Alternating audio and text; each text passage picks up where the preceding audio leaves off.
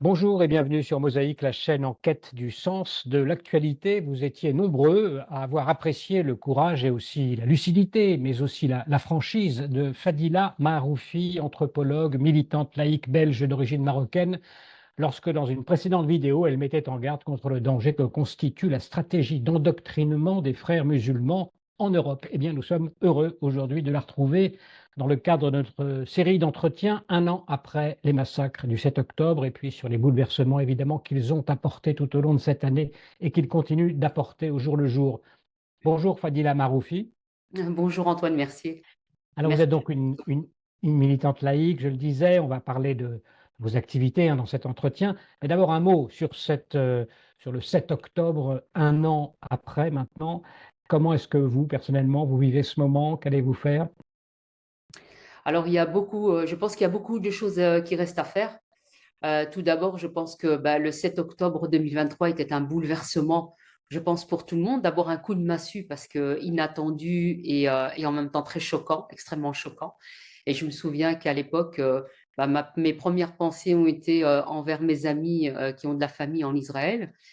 Et puis, j'ai pensé tout de suite que le monde allait prendre peut-être conscience du danger au vu de ces atrocités, quand même, qui étaient d'une grande échelle. Et en fait, je vais me rendre compte très rapidement en fait, que les choses vont s'inverser. C'est-à-dire que si au début, on a eu cette empathie pour les victimes du 7 octobre en Israël, on a eu un renversement très rapide de certains médias publics un peu partout dans le monde, que ce soit les chaînes françaises publiques ou belges ou ailleurs, où là, on commençait à relayer en fait les informations du Hamas sur le nombre de morts, d'enfants de Gaza, etc. Une fois qu'Israël a déclaré la guerre, évidemment, à Gaza pour récupérer les otages, parce que évidemment, il faut sans cesse, et c'est là aussi où je veux prendre conscience qu'il faut sans cesse rappeler qu'il y a des otages, sans Alors cesse. là, je précise que vous allez régulièrement à Bruxelles, vous organisez des manifestations en soutien aux otages, et puis vous allez vous retrouver aussi pour cette journée du 7 octobre 2024, ou du 6 Oui, octobre, je crois. oui, tout à fait, parce que justement, toute cette prise de conscience finira par me dire qu'il faut rappeler sans cesse aux gens, parce que les gens ont tendance à l'oublier, parce qu'on leur martèle à coups de médias qui sont financés soit par le Qatar ou aussi par les collaborateurs, hein, les islamo-gauchistes, comme on les appelle, ou les idiots utiles, c'est selon, qui participe aussi à véhiculer un slogan, le slogan du Hamas, le discours du Hamas, le discours des islamistes, des frères musulmans, et qui consiste à faire oublier ce qui s'est passé le 7 octobre comme si ça n'avait jamais lieu et comme si finalement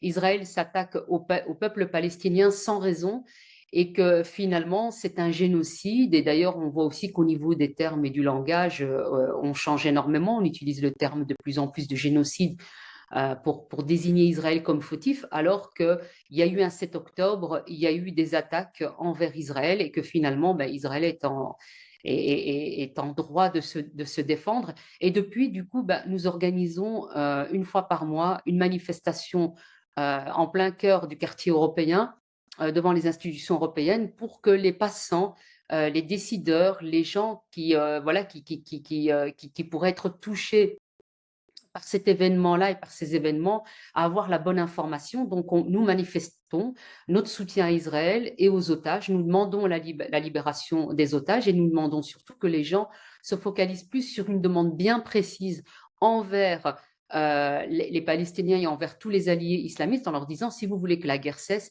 il va falloir libérer les otages sans condition et que le Hamas euh, baisse laisse tomber les armes. Donc voilà, pour nous, Et donc vous vous y retrouverez donc dans quelques jours, donc le 6 pour, octobre, nous nous retrouvons donc place du Luxembourg entre 15 et 17 heures. Alors je sais qu'au même moment, il y a d'autres organisations juives qui vont organiser à partir de 16 heures aussi, qui vont commémorer cet événement. Mais nous nous adressons aussi bien à la communauté juive qu'aux non-juifs. Et il y a d'ailleurs de plus en plus de non-juifs, ainsi que des personnes issues de la communauté musulmane qui sont présentes, chrétiennes, non athées, etc.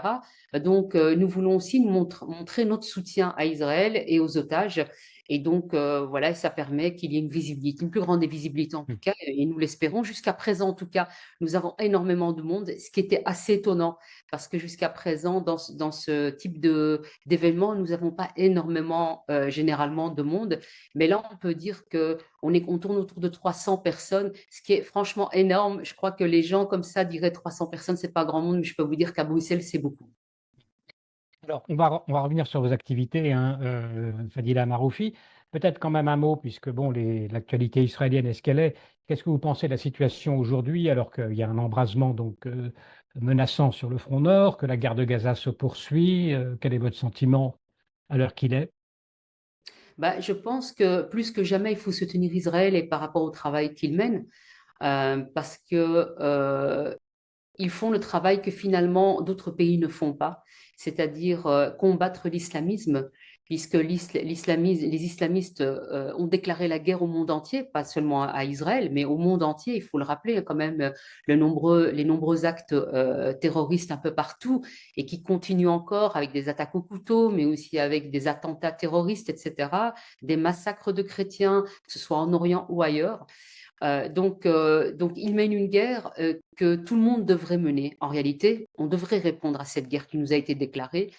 Et je pense que plus que jamais, nous devons être derrière Israël. Et Israël ne peut pas s'arrêter tant qu'il n'y a pas un minimum, que les otages ne soient pas libérés et que le Hamas et que les islamistes ne soient pas combattus et n'aient pas déposé les armes. Moi, je pense que ce serait une grosse erreur qu'Israël décide d'arrêter, malgré, malgré évidemment que d'autres pays appellent Israël à cesser la guerre. Je pense que ce serait une énorme erreur et ce serait pour le monde des islamistes une guerre gagnée si Israël s'arrête, arrête la guerre là.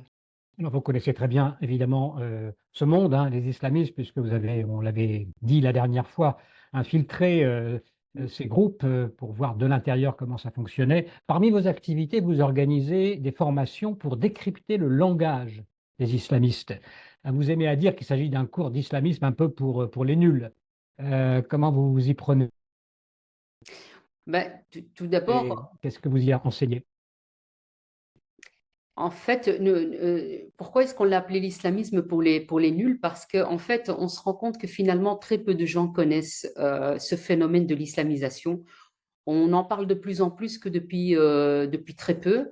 Je pense que l'ouvrage de Florence Bergeau-Blacker sur le frérisme et ses réseaux, l'enquête, donc qui se focalise surtout sur l'Europe, même si elle fait l'historique, etc., permet de donner un éclairage de ce qui se passe, de comprendre ce phénomène et finalement faire un islamisme pour les nuls, c'est permettre aussi aux gens de comprendre de plus en plus comment les islamistes, quel est leur langage ici en Europe, quelle est leur stratégie, comment ils s'adressent aux politiques, comment ils s'adressent aux musulmans et en même temps aux occidentaux, aux non-musulmans, puisque comme on le sait, il y a ce double langage, hein, et donc c'est pour ça qu'il y a ce décryptage du langage de certains islamistes, et donc on part à partir de vidéos, de discours d'islamistes. On explique aux gens, ben voilà, enfin, d'abord, on leur demande d'écouter, de voir un peu ce qu'eux ont compris, puis ensuite on fait un décryptage du langage et on se rend compte finalement, puisqu'il y a aussi des musulmans qui y participent, que le discours est compris d'une certaine manière avec les musulmans et qu'il est compris d'une autre manière par les non-musulmans. Et c'est en ça que c'est intéressant. Et à ce moment-là, Est-ce que vous pouvez nous donner un exemple de cela, par exemple? et je vais donner un exemple très simple, justement, parce qu'on va en parler tout à l'heure. Si on prend, par exemple, l'imam de Bordeaux, Tariq Oubrou, lors d'une émission, je pense que c'était chez Ruquier, où il y avait aussi Zora Habitant et d'autres personnalités qui étaient de familles, issues de familles musulmanes. Il dit qu'il est pour la République, qu'il défend la République, etc. Et que s'il y avait des ennemis extérieurs qui venaient combattre la France, en parlant de groupes islamistes ou musulmans, ben que finalement il défendrait la République, mais il ajoute évidemment pour l'instant, ce qui visiblement passe à travers. Mais nous, ce qu'on comprend, parce que beaucoup disent, ah mais vous voyez, il défend la République quand même. Sauf que dans la tête d'un musulman, il comprend la République islamique et que pour un Français, c'est la République française. évidemment, c'est pas la même chose. Si vous voulez, il y a une connexion en nous qui se fait parce que, si vous voulez, on a cet habitus, on est né, on a grandi dans une famille musulmane, donc on comprend la fin de la phrase. Elle n'est pas complète chez lui, mais nous, on la comprend. Et donc, on la complète dans notre tête, si vous voulez, on l'entend, ce que les non-croyants ne peuvent pas entendre. Donc, c'est tous des discours comme celui-là, et il y en a d'autres, hein, il y en a plein, on pourrait en citer plein, mais voilà, Oui. là, parmi Peut-être tant d'autres. peut-être un autre exemple, peut-être parce que c'est effectivement des choses, qu'on a du mal à apercevoir par définition. Comment ce double langage, effectivement, est entendu différemment que l'on soit musulman ou non musulman. Et vous pouvez avoir des islamistes, par exemple, qui disent, bah, nous condamnons des islamistes qui évidemment vivent en Europe, hein, qui disent, nous condamnons, par exemple, nous sommes pas, nous condamnons le fait qu'il y ait des départs pour la Syrie, hein. Je prends un exemple, quand il y a eu justement Daesh et les départs en Syrie, nous appelons justement à ne pas partir, etc. Évidemment que pour eux, ce qui s'est passé avec Daesh, c'est pas qu'ils sont contre ce qui s'est passé, contre ce que Daesh produit, mais ils sont plutôt dans la stratégie. Et c'est bien ça quand on voit une différence entre les salafistes et les frères musulmans, c'est que les frères musulmans ont une vision à long terme, ils sont plus stratégiques, ils sont dans la dissimulation. Et donc, forcément, quand ils disent ça, ils ne condamnent pas les actes de Daesh. Et nous, on le sait, mais c'est dire plutôt ne partez pas, mais plutôt menez une guerre ici et qu'elle soit d'une manière, comment dire, diluée, et qu'elle soit non visible. Et on le voit depuis le 7 octobre, et bien avant d'ailleurs, mais depuis le 7 octobre, ça s'accélère, hein. Ce mouvement s'accélère, mais elle se fait d'une manière, on va dire, intelligente. Et on demande surtout, ne prenez pas les armes pour l'instant, parce que c'est pas encore le moment. Et quand viendra le moment, quand on sera plus nombreux, quand on sera en situation de force en Europe, et on pourra le prendre. Donc en fait, si vous voulez, il y a ce discours où on enlève tous ces éléments quand on sera en force, etc. Mais on va vous dire, ne partez pas, c'est pas le moment, c'est pas le moment pour l'islam voilà, de se propager, mais il faut être patient, etc. Soyons patients par rapport à tout ça, etc. Donc, si vous voulez, c'est tout ça qu'on essaye d'expliquer à travers ces vidéos. Et il y a évidemment des vidéos qui ont été faites, de reportages, hein, qui ont été faites en Belgique ou en France. Et nous, quand j'ai revu ça, parce que je les ai vus à l'époque dans les années, on va dire 90, 2000, eh bien moi-même, quand je les regarde maintenant, ah oui, effectivement, c'était déjà présent dans le langage, c'était très clair d'ailleurs, et c'est quand même assez étonnant qu'on soit passé à côté de ça. Alors évidemment, vous avez un public, non musulman qui découvre, cette duplicité, on va dire, du langage, et puis, un public aussi musulman. Et là, on voit bien la difficulté qu'il peut y avoir à sortir finalement de cette emprise de l'islam. Je voudrais qu'on en dise un mot. Il y a un conflit de loyauté, même pour des musulmans qui, ont compris ou souhaitent sortir de ce système, qui les enferme dans l'islam. C'est toujours très difficile. Comment ça se traduit? Il y a une sorte de culpabilité, de trahison aussi qui s'instaure. Est-ce que vous pouvez nous dire comment ça se passe dans la tête de ces musulmans? Alors, il y a effectivement ce conflit de loyauté qui s'installe, puisque quand depuis enfant, on vous répète sans arrêt qu'il faut rester soudé, qu'il faut rester dans l'oumma, etc. Donc, il y a ce conflit de loyauté. Il y a aussi ce conflit de loyauté par rapport à sa propre famille aussi, parce qu'à partir du moment où on réalise, on prend conscience qu'il y a un problème, à partir du moment où on se dit ce n'est plus du tout en accord avec mes valeurs, ben, on commence à réfléchir aux conséquences que notre discours pourrait avoir.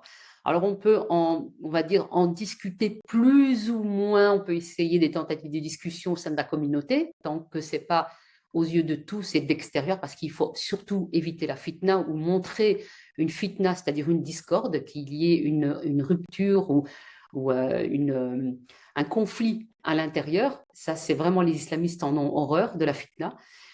Donc, on peut plus ou moins en discuter, mais très vite, on comprend qu'il vaut mieux pas, parce que sinon, les conséquences, ce serait soit d'être éjecté de la communauté, mais éjecté aussi de sa propre famille, c'est-à-dire être en rupture totale avec sa propre famille, être banni. Et donc, ça a des conséquences assez graves. Et c'est pour ça qu'on peut avoir aussi bien des musulmans, on va dire, éclairés, qui ne veulent pas de tout ça, se taisent, ont peur d'en parler, Je vais vous donner un exemple, hein. Je donne très souvent, on m'invite pour des conférences un peu partout en France, en Belgique, etc., mais surtout à l'étranger, parce que la Belgique, comme vous le savez, est frappée par le sceau de l'islamisme et du califat. Euh, quand je devais donner une conférence dans un groupe interconfessionnel où vous aviez aussi bien un imam, un rabbin, un prêtre et une personne représentant les protestants. Et il s'avère qu'au dernier moment, l'imam qui a accepté de venir à cette conférence pour nous écouter, nous entendre avec Sonia Zadig, a appelé la personne en disant très sincèrement, écoutez, je ne peux pas venir parce que j'ai peur, parce que j'ai des enfants, parce que si je suis là, à cet endroit-là, eh bien, je risque d'avoir des problèmes, je risque de me faire agresser, etc. Visiblement, il aurait eu des pressions. Il en a parlé autour de lui au sein de la communauté pour inviter du monde. Et finalement, il a préféré se retirer parce qu'il tout simplement, il a eu des menaces, et il sait très bien les conséquences. C'est pour ça que quand on a des imams qui disent qu'ils sont sortis de la confrérie des frères musulmans, mais qui en même temps, parlant en toute liberté, ne reçoivent pas de menaces de mort, c'est impossible de sortir de la communauté des frères musulmans ou des islamistes sans subir une pression ou des menaces violentes qui peuvent aller jusqu'à physiquement. Donc quand certains le disent, et que vous voyez qu'ils peuvent se balader librement ou qui n'ont pas de, voilà, qui n'ont pas de menaces, dites-vous qu'il y a un problème. Alors, est-ce que vous obtenez des résultats, Fadila Maroufi? C'est-à-dire, est-ce que vous arrivez à aider malgré tout certaines personnes à franchir cette frontière très difficile, très hermétique? Oui, ça rassure énormément les gens parce que vous savez, quand on a l'impression d'être seul, puisque l'un des discours aussi, c'est de vous dire que vous allez vous retrouver seul et que toute la communauté est solidaire, etc. Et c'est vrai que du coup, on a l'impression qu'on est les seuls, qu'on est un peu les personnes, bah, si on est seul, quelque part, c'est qu'on a tort dans ce qu'on a fait, dans notre choix. Et là, c'est vrai que quand ils entendent les ex-musulmans ou quand ils entendent des musulmans qui tiennent les mêmes propos que je tiens, finalement, ils se sentent rassurés, ils se disent que finalement, ils ne sont pas fous, que tout ça, ça part pas d'une luberie de leur part, qu'ils ne sont pas possédés par le démon comme la communauté ou même leur famille peuvent le sous-entendre, et que finalement, non, il y a d'autres personnes qui pensent la même chose et que du coup, ils peuvent venir aussi en discuter avec nous, qui peuvent avoir une autre famille. Parce que vous savez, quand on perd sa famille de sang, ben, je pense qu'on peut retrouver une autre famille et qu'on peut retrouver aussi d'autres amis et qu'il est important d'avoir des gens qui soient plus proches de notre conviction personnelle et de nos valeurs humaines plutôt que de rester dans une situation où finalement on va à l'encontre de nos convictions parce que quand on va à l'encontre de nos convictions et de ce en quoi on croit, finalement, ça peut nous rendre malades, ça peut nous tuer à petit feu. Donc, on pense que rester dans sa famille, c'est ce qu'il y a de mieux à faire, mais en réalité, ça nous libère d'un poids, ça nous allège et ça nous permet aussi de sortir de cette folie, en fait, dans laquelle on nous enferme au sein de la communauté, parce que c'est vraiment une folie, mais qui est vécue en groupe, en fait, si je peux Oui. parler ainsi, parce que vouloir tuer, célébrer la mort, pour moi, c'est de la pure folie. Et pour sortir de cela, ben, il faut évidemment se rassembler autour de nos valeurs qui célébrons justement la vie. Alors, vous parliez de la Belgique, vous parliez très durement, hein, finalement. Vous faisiez un constat très sombre de la situation. Ça évolue toujours dans le même sens, selon vous, l'emprise de l'influence des frères musulmans sur le pays? Je pense plus que jamais, d'abord parce que nous avons évidemment les institutions européennes et je le rappelle très souvent parce que les gens ont tendance à l'oublier quand même que les institutions européennes est très influentes sur les pays nationalement dans tous les pays d'Europe et qu'il y a beaucoup de choses qui se passent auprès des institutions européennes, notamment sur des financements de publications, sur aussi le déversement des finances dans les différentes associations qui se trouvent finalement dans tous ces pays membres. Et donc, il est important, évidemment, de s'inquiéter d'observer ce qui se passe à Bruxelles. À Bruxelles, il y a énormément d'islamistes, ils ne sont pas vraiment mis en cause. La Belgique ne bouge pas énormément parce que je pense qu'elle veut éviter des conflits à l'intérieur du pays, à la peur des réactions de la communauté musulmane, des islamistes et des djihadistes qui s'y trouvent, hein, parce qu'on sait très bien qu'il y a des djihadistes, qu'il y a des islamistes à Bruxelles qui viennent se réfugier. On voit bien que le CCIF, qui avait été dissous par Darmanin, par le ministre Darmanin en France, est venu se réfugier à Bruxelles, c'est pas pour rien. Et d'autres personnes se retrouvent à Bruxelles, comme le représentant européen du Hamas qui avait ses locaux devant le Parlement européen et qui faisait du lobbying aussi auprès de ces institutions. On voit que depuis le 7 octobre, ça s'accélère et commence à s'accélérer par la présence de terroristes qui viennent donner des conférences dans nos universités, notamment l'Université libre de Bruxelles, sans qu'on n'en retrouve rien à redire, alors que d'autres intellectuels dont les conférences sont annulées, comme Bernabi, qui devait donner une conférence sur l'antisémitisme, mais ça a été mis ailleurs, en dehors de l'Université libre de Bruxelles.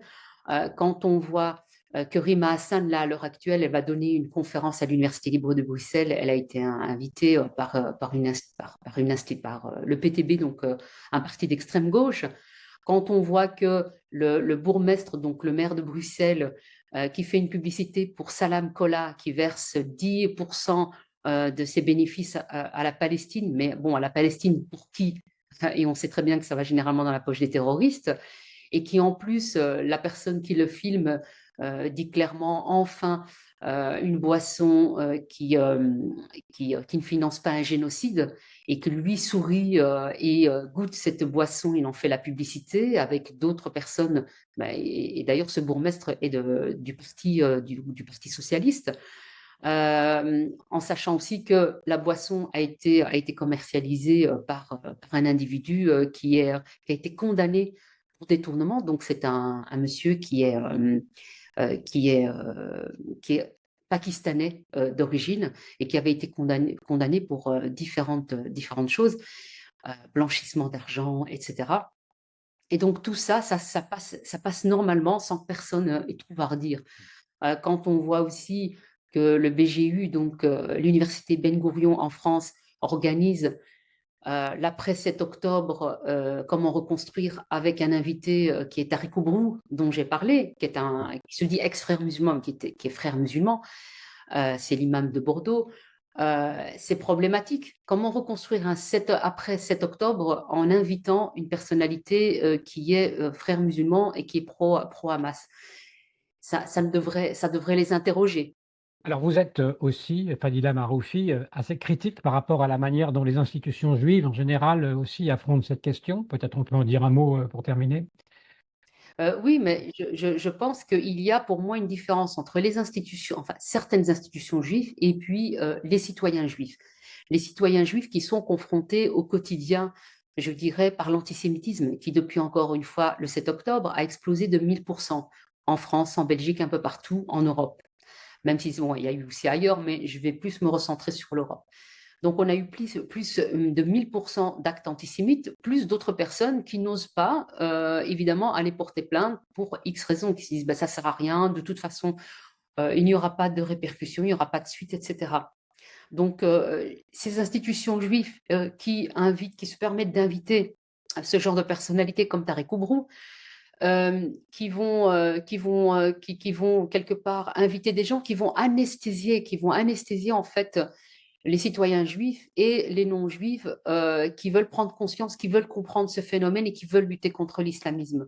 Parce que je pense que derrière tout ça, il y a aussi, comment je dirais, il y a ces tactiques, il y a un travail qui se fait avec les institutions françaises ou belges, etc., qu'ils reçoivent des appuis politiques qui leur demandent quand même d'essayer de temporiser, de ne pas qu'il n'y ait pas de stigmatisation, d'essayer de créer des ponts avec les musulmans, etc. Et on leur propose des gens qui sont eux-mêmes problématiques et ils le font.